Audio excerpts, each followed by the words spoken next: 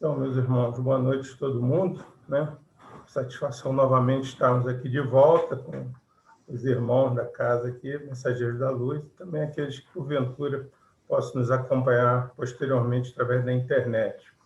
É um tema deveras instigante, né? Falar das emoções, porque é uma coisa que ainda nos nossos espíritos, em vários estágios de adiantamento, ainda não se encontra totalmente dominado pela gente, né? Ainda temos realmente, todos nós, alguma dificuldade em controlarmos as nossas emoções, até porque nós vamos ver através do estudo feito, né? Eu utilizei esse livro aqui, que é Cultivo das Emoções, do Marlon Reikdal, para basear esse estudo, e a gente vai ver que as emoções não são propriamente aquela coisa muito bem planejada e sentida, é um sentimento, a emoção, ela brota. Nós vamos ver mais um pouquinho para frente a diferença, né, entre o que seria emoção, o que seria sentimento. Esses termos, às vezes, se confundem. De qualquer forma, tem um balizador muito grande nessa questão da nossa emoção. Eu me lembro dos termos de uma fala do Gelson Luiz Roberto. Gelson Luiz é um psicólogo da AME Rio Grande do Sul, que é diretor lá da AME Brasil, e ele fala muito o seguinte, que as nossas emoções geralmente são controladas, né, assim como grande parte da nossa vida, pelo nosso ego, por esse que estamos aqui agora, né, comunicando aquela visão mais consciente que temos da nossa vida. E ele faz uma figura de linguagem muito legal, assim, que o ego é como se fosse um síndico do condomínio. Tudo passa mais ou menos por ele vai tendo controle de tudo que vai acontecendo. Porém, ele não manda em tudo. Então, essa figura é muito interessante, porque ele às vezes acha que manda, mas o síndico, por exemplo, ele controla todos aqueles movimentos do condomínio, mas ele tem lá um conselho lá, e é o conselho que decide, que manda. Assim também, o nosso ego tem lá depois o nosso self, que é aquela nossa porção que nos liga lá a Deus, né? As nossas porções, nossos sentimentos mais elevados, e são esses que vão controlando ele melhor. O Marlon Reikdal fez uma metáfora muito legal aí, muito interessante para a gente, comparando as emoções, assim, mais ou menos com o plantio e o fato de cultivar as emoções como se fosse um jardineiro, né, que vai cuidando de cada uma delas, assim, pormenorizadamente. Ele começa lá dizendo, no seu livro, que nós temos, né, ele vai definindo alguns tipos de emoções e fala das emoções perturbadoras, que são aquelas negativas, né, que são ligadas a uns hábitos que não são tão salutares, são hábitos insalubres, nas palavras dele, assim como nós vimos na leitura Joana de Anjos falar, que as emoções podem servir para o aspecto positivo e também para o aspecto negativo. Ele nos diz, então, que essas emoções perturbadoras decorrem do excesso de autoestima, do apego aos bens materiais e às pessoas e do orgulho, entre outros fatores negativos. E aí eu frisei aqui, eu fiz um grifo para esse apego aos bens materiais, né, para lembrar uma coisa que a gente já sabe até de cor e salteado, nós que somos espíritas, mas que a nossa existência caminha mais ou menos nesse sentido, né, de uma base dessa pirâmide ali, onde nós iniciamos, né, bastante centrados assim na nossa vida material, bastante egoístas ainda quando crianças, né? E à medida que a gente vai se desvencilhando da nossa parcela material, nós vamos aumentando a nossa cota de espiritualidade. Então, o objetivo de todos nós é fazermos essa viagenzinha aí.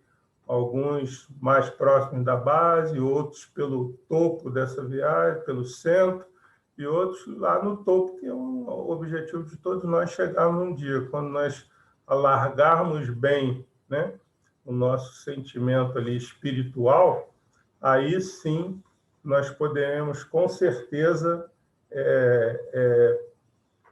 estarmos mais próximos daquilo que seria uma existência mais de acordo com aquilo que se espera de nós, né? Voltando lá àquela questão do ego, que eu falava anteriormente, o Marlon diz assim também no início do seu livro, que o ego, enquanto um executor do jardim das emoções, precisa regá-las, dar o espaço e a iluminação adequados para que se desenvolvam sem querer se impor a elas.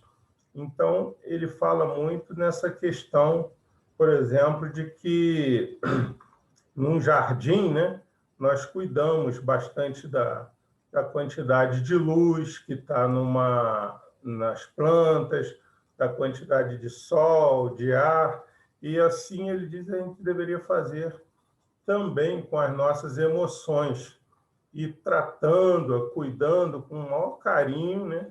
E sem querer, quando ele diz sem querer se impor, é porque você não pode dizer que não vai sentir, porque o sentir a emoção é uma coisa assim bastante automática. Então você não pode decidir, eu não quero ficar triste, ou eu não quero ficar com raiva, eu não quero ficar com medo. Isso não é uma coisa que você decida racionalmente. Isso acaba acontecendo aí né, durante a nossa vida. E aí ele vem fazer uma fala também bem interessante, que é falar do nosso lado consciente, né, do lado inconsciente das emoções. Ele diz, na verdade, que ele faz uma pergunta no livro dele, se nós temos um inconsciente ou se nós somos um inconsciente, baseado numa afirmativa que já é de há muito tempo conhecido, né? Que 95% das nossas reações, de tudo que carregamos, inclusive trazendo aí de outras vidas, né, em função daquilo que a gente carregou vida fora, existência, as somadas de uma e das outras, a gente sabe que muita coisa vem armazenada no nosso inconsciente. Aí ele fala que praticamente, ao invés de dizermos que temos um inconsciente, a gente deveria dizer que nós somos um inconsciente, porque essa é uma comparação muito usada nessa área de psicologia, diz que a memória consciente nossa, comparado com o volume do inconsciente, é simplesmente como se fosse mais ou menos uma rolha boiando no oceano, onde a rolha seria a nossa parte consciente e o oceano todo é o inconsciente. Então, ele tem muita coisa que ele não domina e que surge, né? Então, ele fala assim que o inconsciente está a nos reger independente da nossa vontade, né? Muito mais do que somos capazes de identificar, de aceitar ou de imaginar. Ou seja, ele vem e a gente não consegue ter um controle tão grande disso assim, né? Por isso que ele fala que essa vontade é muito, muito mais do que a gente consegue identificar, aceitar e imaginar. Aí eu trouxe uma figurinha aqui que é bem conhecida, né, da maioria de nós, que é de um iceberg. Acima da linha d'água estaria mais ou menos aquelas que são as funções nossas conscientes, né? Fazem parte do nosso ego, nossos objetivos de vida, nossas análises, sensação, as reflexões, os nossos pensamentos, a força de vontade para seguir adiante, tudo está no nosso consciente, aquilo que são os pensamentos que a gente vai convivendo diariamente com eles. No entanto, na parte inconsciente está aquilo que a gente não domina e que vira e mexe surge, que são os medos, os traumas, as fobias, os desejos, compulsões, né? As nossas crenças limitantes, não são coisas que a gente fica pensando, mas que elas vão surgindo na nossa vida. A autopreservação, a ociosidade. Aí ele fala nas fantasias, nas memórias de longo prazo, e dentro dessa porção inconsciente, aí nós vamos chamar atenção aqui, ele fala das emoções. Então, daí essa observação de que as emoções vão surgir assim de uma forma mais ou menos automática, um automatismo que nos traz para essas emoções. Tudo isso está ligado, de certa forma, né, ao nosso aparelho mental, que a gente sempre falou por aí. Então, eu trago lá um trechinho do Evangelho de Mateus, lá do capítulo 7, quando ele reportava essas palavras de Jesus: portanto, quem ouve estas minhas palavras e as pratica é como um homem prudente que construiu a sua casa sobre a rocha. Muito mais do que essa figura da rocha, ele está trazendo, né, a figura daquele que, na sua existência, procurou sempre o caminho certo, procurou fazer o bem, procurou se equilibrar, e que, quando vem a ter aqueles embates da vida, né, aqueles baques que às vezes derrubam uns, deixam outros muito mal, nesse caso aqui, se você construiu essa sua casa, né, a sua força mental ali sobre a rocha, você consegue sobreviver não vamos dizer com muita facilidade, mas com maior facilidade do que aquele que não se preocupou com isso. Ainda sobre essa questão, o Emmanuel vem nos dizer que a mente é a casa onde cada um de nós reside segundo as nossas próprias concepções. Então, eu sempre gosto de comparar essa frase do Emmanuel, né, a casa onde cada um de nós reside, com um motorhome, aquele que o pessoal aí que é nômade vai para um canto, vai para o outro. Quer dizer, para onde que o camarada está indo com aquele motorhome, aquele pessoal que gosta de acampar, de viaja o mundo todo, para onde ele vai, leva a casa dele, porque a casa dele é o motorhome. Idem a gente faz com a nossa mente, porque para onde a gente vai, né? Se a gente tenta, por exemplo, eu vou sair, viajar para esfriar a cabeça, mas a sua mente vai junto. Então, se você tiver com um problema sério para resolver, não adianta que você não consegue se transportar de um lugar para o outro e deixar os problemas onde você estava. Eles vão junto, porque a mente vai também. Aí, só para fazer uma relembrança aqui, nesse livro aí, No Mundo Maior, né, o André Luiz fala que a nossa casa mental, essa que a gente carrega o tempo todo, ela tem 3 andares aí, que tem o andar, né, térreo, aquele que você chega ali mais rapidamente, que é onde está exatamente o nosso ego, que faz parte do nosso presente, onde está o nosso esforço, a nossa vontade, tudo aquilo que a gente está tentando nessa vida aí executar. Você tem lá em cima, no sótão, já na direção do céu, o futuro, né? As ideias, as metas, aquilo que está bem ligado à nossa conexão com o mais alto, com Deus, os nossos objetivos mais sublimes.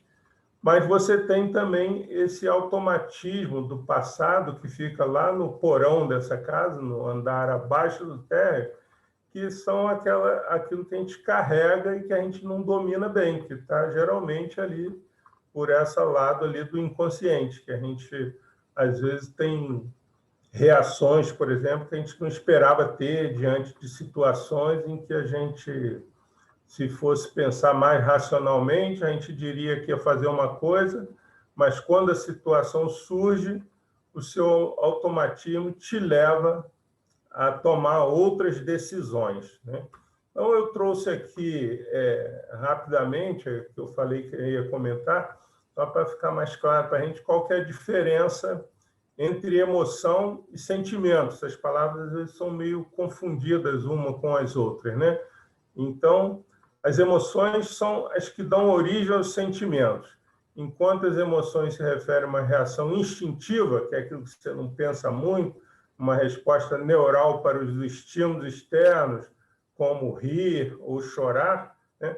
Os sentimentos, em geral, refletem como a gente se sente frente a uma emoção. Então, você tem a emoção e depois você tem um sentimento em seguida. Ele diz que eles são duradouros e muitas vezes fáceis de esconder. Por quê?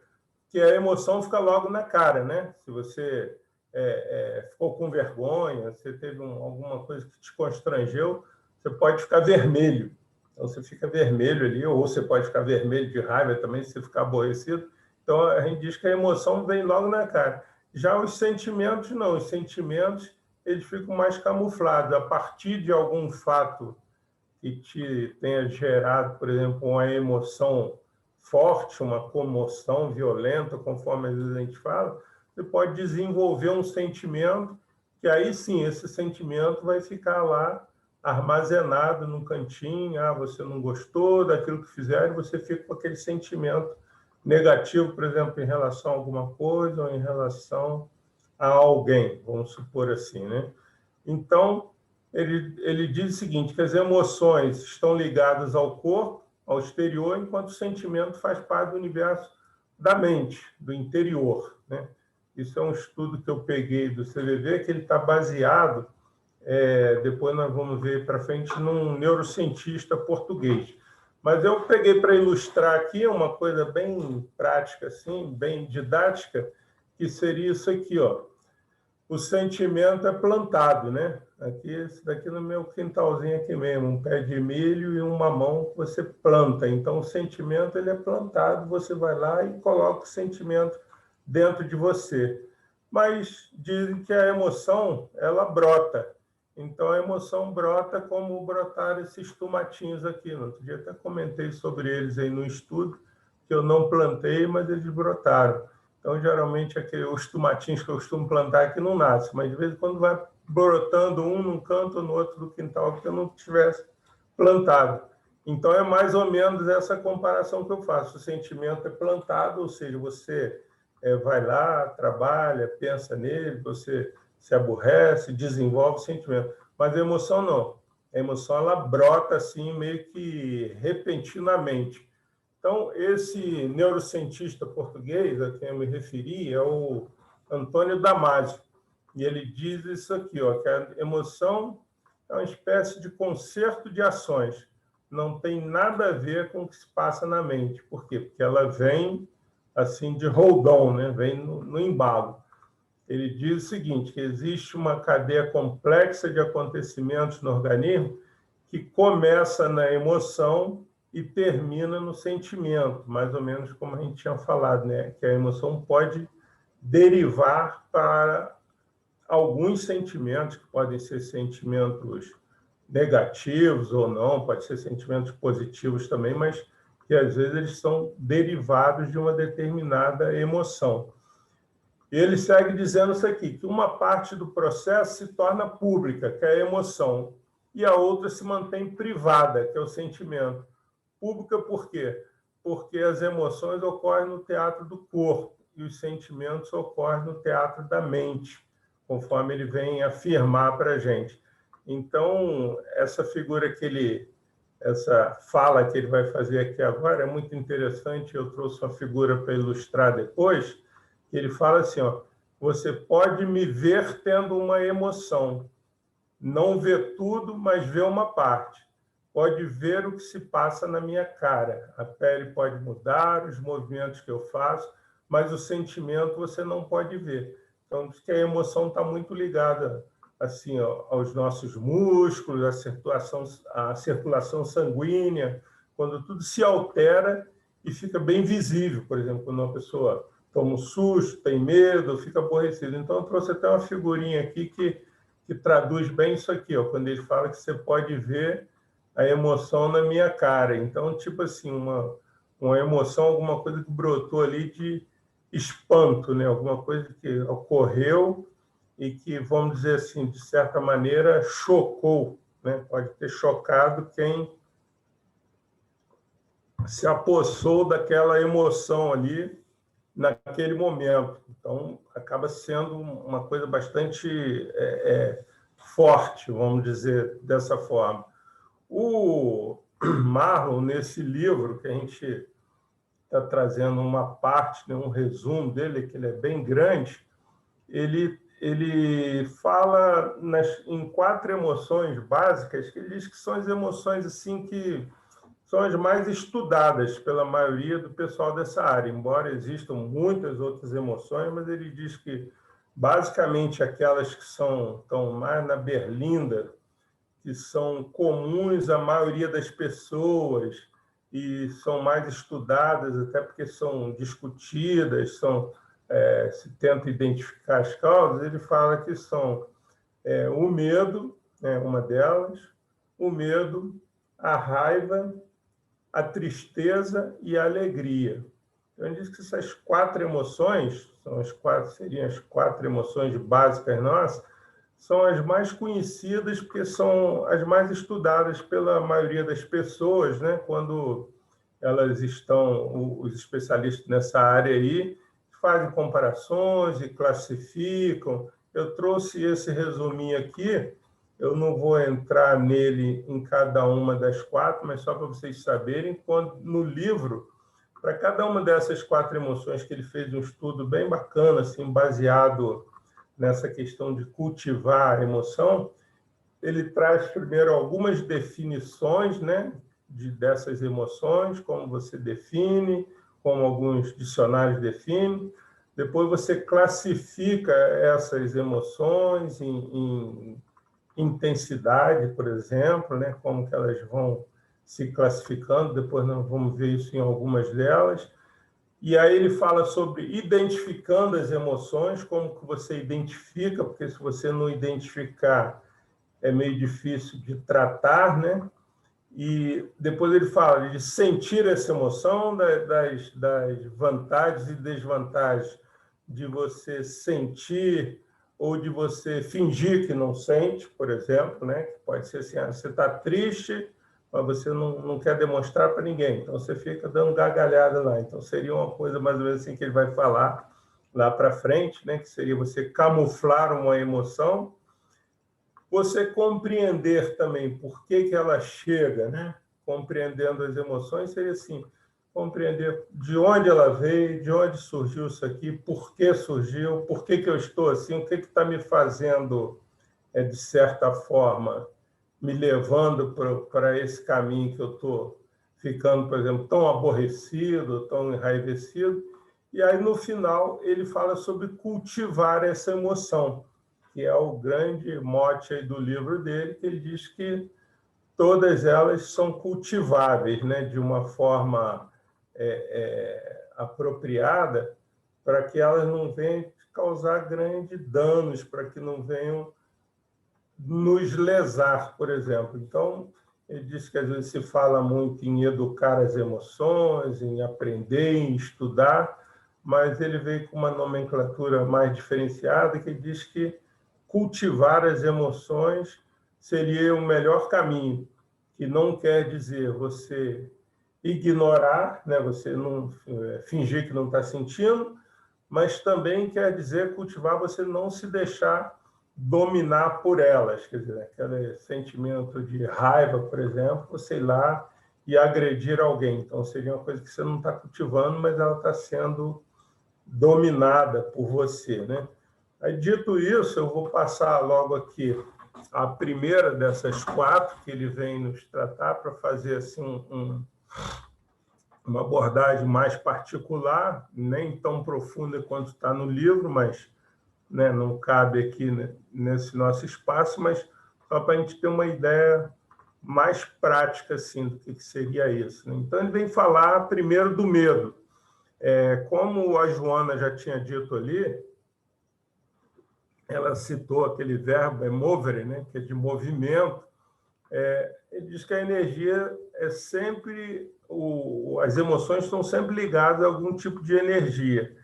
E o medo é uma energia de preservação, tanto é que nós estamos vivos devido ao nosso instinto de sobrevivência, que quem trabalha muito por esse instinto de sobrevivência é o medo. Se ele não tivesse medo, ele não sobreviveria. Então, diante de um cataclisma, diante de uma enchente, a gente corre, diante de uma fumaça que a gente já sabe que há fogo, sai todo mundo para se livrar.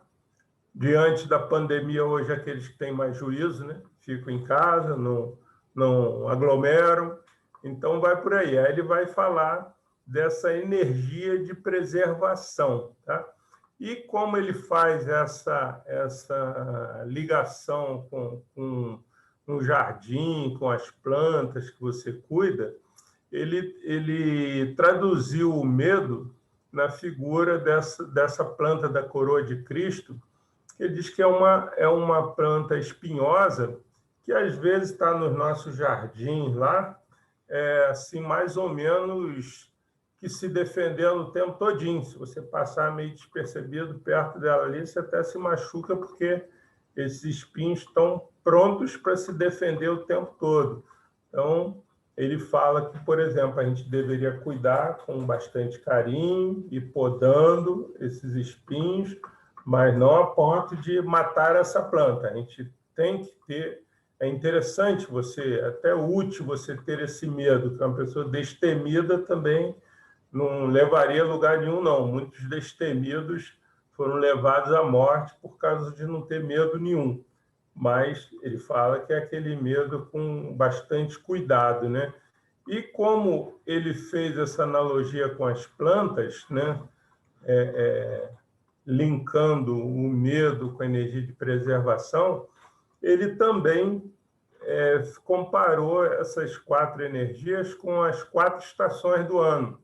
Então, ele diz, né, que, comparado às estações do ano, o medo seria o inverno, por ser um estado de sofrimento, de fechamento, de paralisação. Ou seja, aquele momento ali que a gente paralisou, ficou quietinho dentro de casa, e isso até que combina bem com essa figura do inverno, porque você precisa se proteger do frio, da neve, onde você estiver, né? Se eu estiver aqui nas montanhas, principalmente, onde estamos, em Santa Teresa. Então, ele fala que é uma energia mais voltada para dentro, é uma energia de paralisação. Aí ele pegou essa tradução aqui de um dicionário de psicologia, que o medo seria uma emoção primária de defesa provocada por uma situação de perigo que pode ser real, antecipada pela previsão, evocada pela lembrança ou produzida pela imaginação. Então, a gente sabe que tem várias origens, várias situações em que podemos sentir medo, mas a gente tem que estar avaliando bem detidamente, porque também nós não podemos deixar esse medo se transformar naquilo que se fala assim, fobia, porque aí já vira patológico, já vira quase uma doença. Aquela pessoa, né, que tem medo e pavor de muita coisa. Eu me lembro que há muitos anos atrás, muito antes da pandemia, eu escutei uma historinha ali de uma pessoa que tinha tanto medo de contaminação, não foi aqui agora na pandemia, isso eu já escutei na minha juventude, eu acho, que a pessoa, quando pegava o ônibus, ela tinha que usar um guardanapo de papel para colocar a mão ali naquele suporte, né, de inox ali, de subir no ônibus, porque iria se contaminar. E numa dessas que ela botou esse papel ali, escorregou, bateu com a cabeça no chão e morreu. Então, você não pode ter esse medo fóbico, né, que a gente chama, né? Sabendo, sim, que essa situação de medo, em todos os tempos da humanidade, sempre levaram a essa dicotomia aqui, ó, lutar ou fugir. Então, quando você tem medo, né, seria você encontrar uma fera aí, um urso, você vai lutar ou fugir. São 2 opções. Então, o medo geralmente te leva para essas decisões. Então, por isso que diz que a gente agradece aí nosso instinto de sobrevivência muito ao medo, pelo fato da gente ou ter lutado para ter vencido a adversidade, ou ter fugido também para não ter sucumbido diante dela. Ainda tem uma definição aqui de um autor citado pelo próprio Marlon no livro dele, que é Miri Lopes, é um autor cubano, que ele fala sobre as fases do medo. Então, diz que essas fases do medo, que ele vai desde o estado de prudência até o estado de terror, que eles são 2 extremos. Aquele medinho, né? Você fala, não vou sair de casa não, pode chover, sei lá. E o estado de terror seria um estado mais, assim, avançado do medo. E ele fala que entre esses 2 extremos, entre a prudência e o terror, a gente passa pelas fases assim de concentração desconfiada, que é quando você fala, alguma coisa está dando errado aí, tem um barulho estranho, vai pegar fogo, não sei o quê. Um estado de alarme, né, quando você se liga e fala, vou correr, sei lá, alguma coisa assim. A angústia, que ele diz que pode ser ansiosa também, pode gerar ansiedade. E o pânico. Aí o pânico é aquele desespero direto. Então, hoje nós sabemos que existe, né, inclusive, a tal da síndrome do pânico, que ela cada vez acomete mais pessoas. Enquanto temos, por um lado, hoje, aqueles que não estão muito se importando demais com a questão da pandemia, que estão indo para a rua, estão acumulando, tem os outros que estão síndrome do pânico também. Tem os que têm cuidado equilibrado, e aqueles que têm síndrome do pânico, acho que não pode nem chegar na janela, então tem que ter um pavor muito grande. Então, nenhum desses extremos ele não é muito interessante. Eu botei uns exemplos para lembrar aqui, né? Disse que uma coisa que muita gente tem medo do escuro, medo de falar em público, muita gente tem, medo de perder o equilíbrio, e eu até esqueci de botar aqui, mas de se afogar no raso, porque eu me lembro de ter lido um livro já há muitos anos atrás, chamada Liberte Sua Personalidade. O autor é Maxwell Maltz. Então, ele falava sobre essa questão, que todos nós temos o medo de perder o equilíbrio. Mas ele disse que a mente nossa pode ser muito treinada, porque ele fala o seguinte, que se você tivesse que atravessar de um prédio de 30 andares para o outro, em cima de uma tábua aí de meio metro de largura, que a maioria das pessoas não teria coragem de fazer isso. É uma coisa de muito risco. Mas ele diz que se você botar essa tábua no chão, né, e fizer uns exercícios e achar que você está lá a 30 metros de altura e fazendo esse exercício, o dia que você botar essa tábua lá no alto, para o seu cérebro vai ser a mesma coisa, não vai ter diferença. Então, eu me lembrei desse exemplo aí, mas me lembrei também da questão de se afogar no raso, que é o seguinte, né? Eu, quando aprendi a nadar, eu tinha muito medo danado, aprendi a nadar no mar e sempre tinha medo de me afogar até no raso, porque, na verdade, depois eu descobri que o problema meu não era nadar, eu até nadava em piscina, o meu problema era aprender a boiar. Depois que eu aprendi a boiar, tanto faz você estar em 2 metros de profundidade como em 20 metros de profundidade, que vai dar no mesmo. É só você ficar tranquilo, dominar aquele pavor seu, né?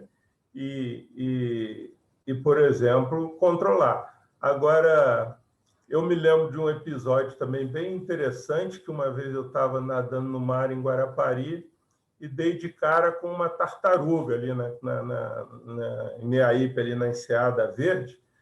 E a tartaruga, pelo menos até onde eu saiba, é um bicho assim inofensivo, que faz mal a ninguém. Mas eu tomei um susto tão grande com essa tartaruga, eu devia estar aí uns mais de 100 metros da praia, que eu virei do lado e nadei, feito desesperado até chegar na praia, de medo, susto, pavor, sei lá o quê. Então, essas coisas aí são para a gente lembrar que a gente tem que controlar esse medo, né? Não podemos nos deixar, vamos dizer, dominar por ele. E aí eu trouxe aqui uma fala da Joana de Anjos, que é interessante, que ela fala assim, ó, a mais excelente terapia contra o medo e a ansiedade é a irrestrita confiança em Deus, que criou a vida com objetivos elevados. Então, isso fecha aí esse capítulo do medo para a gente, porque se temos essa confiança e essa confiança irrestrita, então a gente sabe que naquelas situações adversas que a gente está na vida, a gente não conseguir sair por nós mesmos, com certeza Deus haverá de encontrar uma saída e a gente vai embora. Então hoje eu falo muito assim, eu já tive um pouco de altos e baixos aí nesse período de pandemia, mas hoje acho que eu me encontro assim com um barco bem em velocidade de cruzeiro, bem estabilizado, já pensando de uma forma mais amadurecida. Se for a hora de nós irmos, Deus não vai adiantar nem atrasar a nossa hora. Então, é só ficar tranquilo e confiar que Ele sabe o que está fazendo. Eu posso não saber, mas Ele sabe, com certeza. Dito isso, ainda vamos passar aqui essa segunda emoção que foi objeto do estudo lá, do Marlon Rickdown, que ele fala da raiva. É uma emoção assim, muito comum também, né? Bastante comum a maioria de nós, quem é aí que nunca sentiu raiva, né? Então, é uma emoção que vira e mexe, nos domina, podemos ficar um pouco dominados por ela. E ele fala que é uma energia de movimentação, ou seja, quem sente raiva vai partir para fazer alguma coisa, tomar uma atitude, resolver. Se você está incomodado, que está muito tempo parado numa fila, você vai reclamar com o gerente do banco, ou você vai começar a falar alto, mas ele fala que é uma energia de movimentação, porque você geralmente não vai ficar parado. Diante da raiva, você vai, de certa forma, agir, tomar alguma providência. E ele liga lá no cultivo lá das plantas, do seu jardim, lá ele liga a raiva com cactos, que ele diz que ele tem muita seiva por dentro, né? E às vezes a sua superfície pode se transformar em espinho, mas ele tem muito conteúdo. Mas você precisa cuidar com carinho desse conteúdo lá para que ele não seja somente espinho o tempo todo, ou seja, para que essa motivação da raiva não nos leve, por exemplo, a sair agredindo as pessoas, né? Ele fala que a raiva comparada às estações do ano seria o verão, porque é aquela estação de alta temperatura. Então, a raiva é aquela mesmo que às vezes faz você usa-se até essa expressão, né? Vermelho de raiva.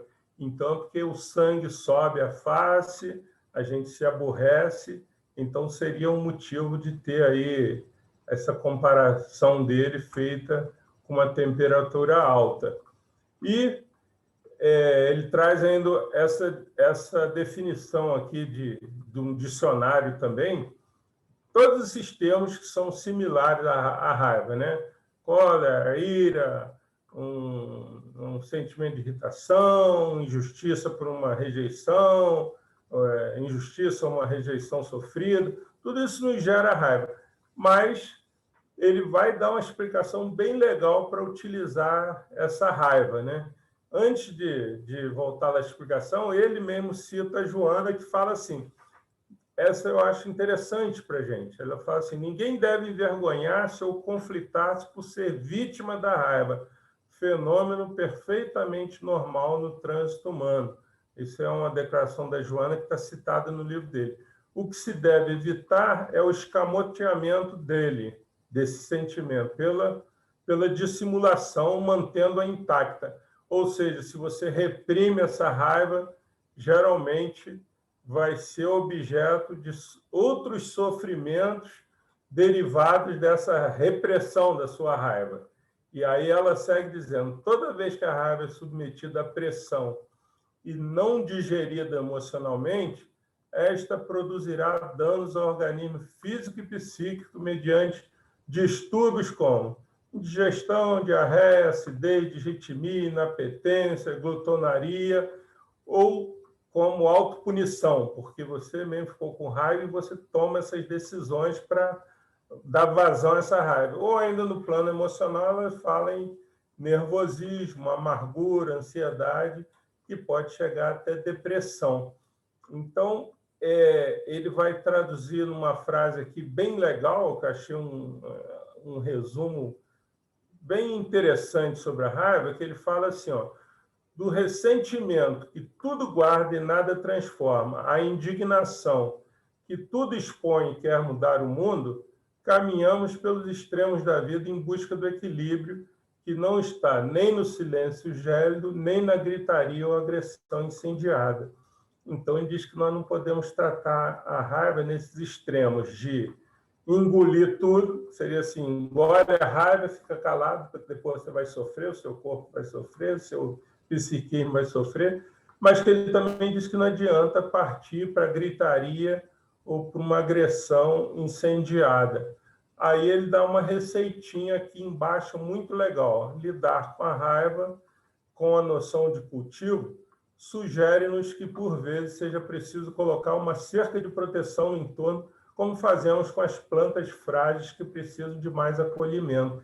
Então, você pega a raiva e trata ela como aquela plantinha bem fraquinha que precisa ser acolhida e bota uma cerquinha em volta, ou seja, para não deixar que ela extrapole.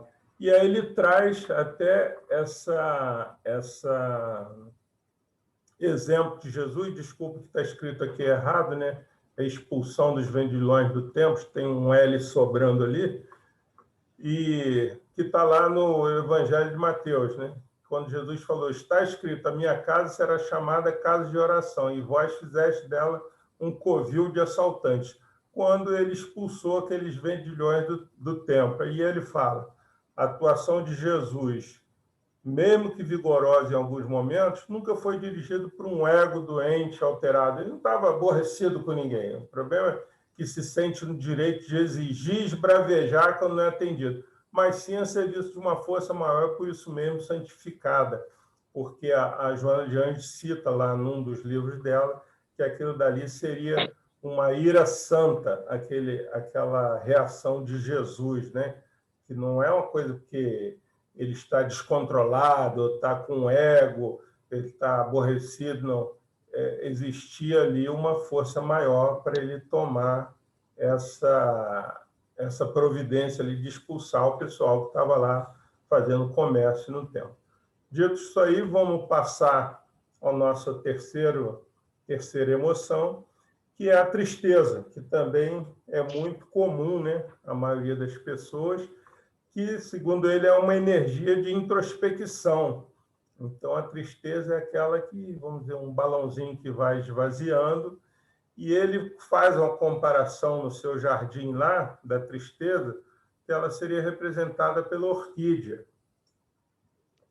Ou seja, sabemos que as orquídeas são plantas sensíveis, que precisam ser muito bem cuidadas, e dependendo lá da espécie, cada uma, ou durante cada período de tempo, elas precisam de um carinho todo especial, assim como a pessoa que está movida pela tristeza. Ele fala, inclusive, que alguns tipos de orquídeas você cuida e elas não brotam, elas ficam lá. E se a pessoa não dominar aquele cultivo, ele abandona a planta, que acha que ela não vai florescer, mas ela tem um tempo certo para florescer, ela floresce. Então, ele diz, assim como a tristeza também, que nós temos que insistir com aquelas pessoas, né, que estão movidas por isso, porque num dado momento aquilo dali vai passar, né?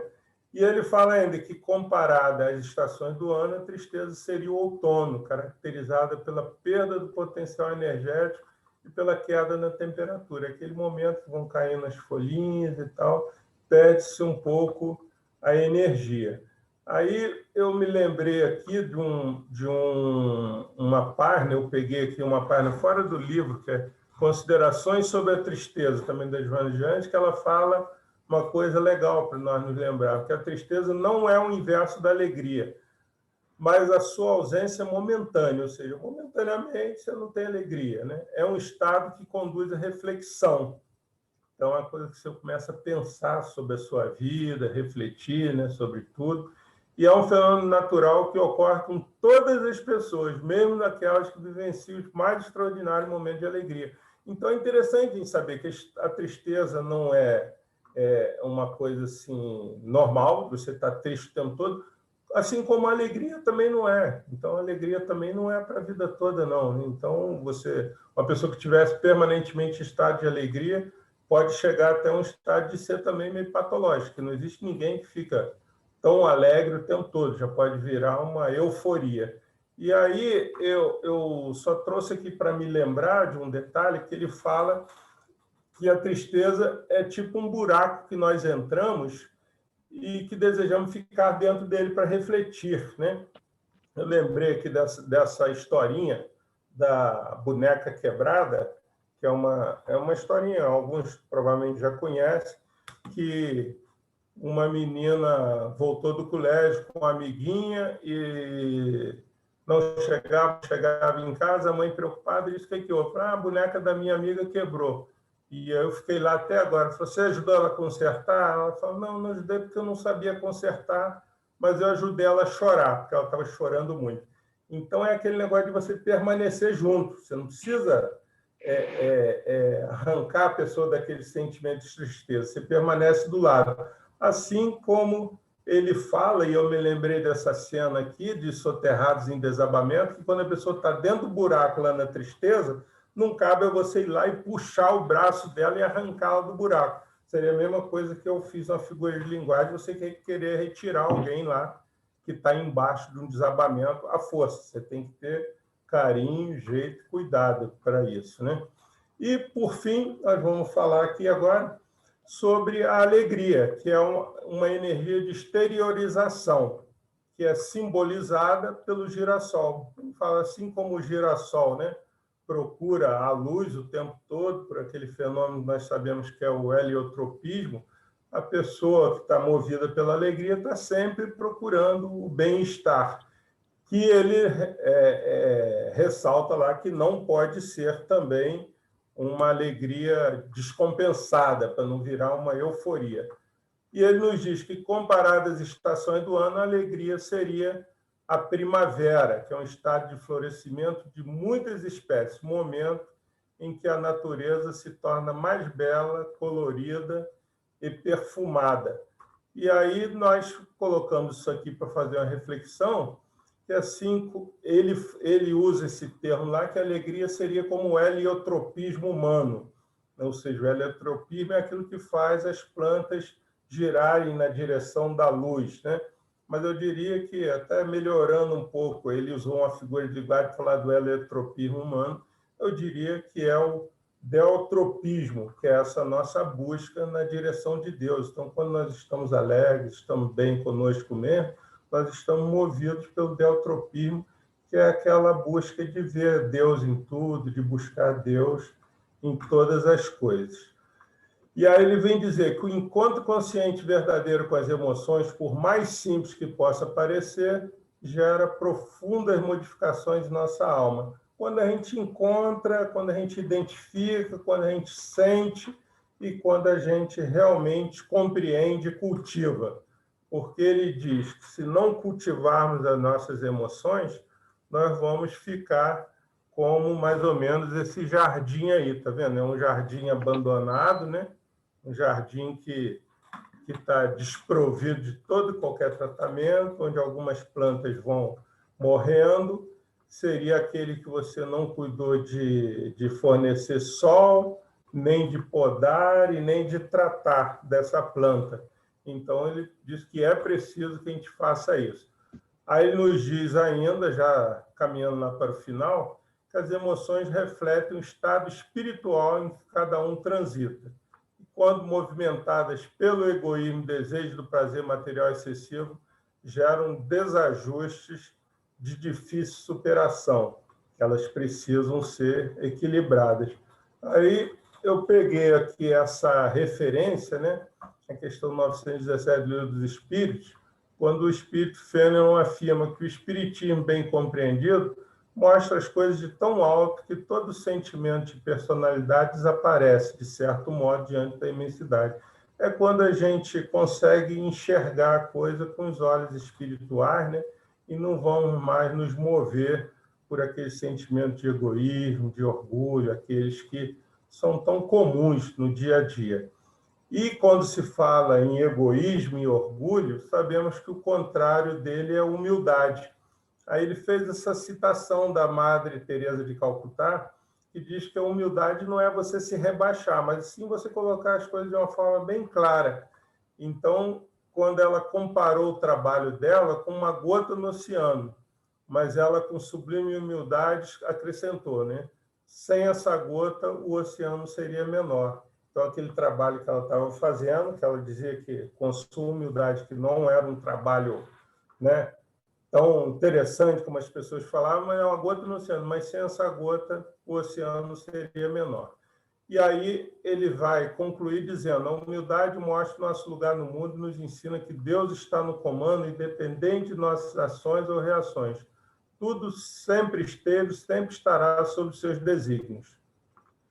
Cabe-nos ouvi-lo, ouvir a Deus, né? Será somente por meio desse ego harmonizado com Deus que cultivaremos nossas emoções e viveremos em paz. Aí ele fala mais um pouquinho sobre aprender a cultivar as emoções, é uma arte, né? que a gente precisa amainar o solo das nossas almas, tornar férteis nossos corações e mentes, para que essas emoções possam germinar e florescer como forças divinas conduzindo-nos ao Pai. Aí, falar em conduzir ao Pai e força divina nos remete aqui à lei de amor, justiça e caridade, né? E me lembrou dessa fala lá da Epístola de Pedro, dizendo que o amor cobre uma multidão de pecados. Aí eu quero concluir aqui a minha fala para vocês com uma exaltação aqui ao amor, pedindo desculpa, como eu não consigo decorar esse soneto aqui, eu vou ler somente, mas para concluir, eu vou ler, são só 2 páginas pequenininhas, que é de Olavo Bilac, que é a Via Láctea. Então, ele diz assim: ora direis ouvir estrelas, certo, perdeste o senso, e eu vos direi, no entanto, que para ouvi-las, muita vez desperto e abro as janelas, pálido de espanto, e conversamos toda noite, enquanto a Via Láctea, como um palho aberto, cintila, e ao vir do sol, saudoso e em pranto, ainda as procuro pelo céu deserto. Direis agora, treloucado amigo, que conversas com ela? Que sentido tem o que dizem quando estão contigo? E eu vos direi, amai para entendê-las, pois só quem ama pode ter ouvido capaz de ouvir e de entender estrelas. E ficamos por aqui agradecendo muito a vocês por essa oportunidade, pedindo que possamos continuar aí, com a graça de Deus, com controle das nossas emoções no nosso controle. Muito obrigado.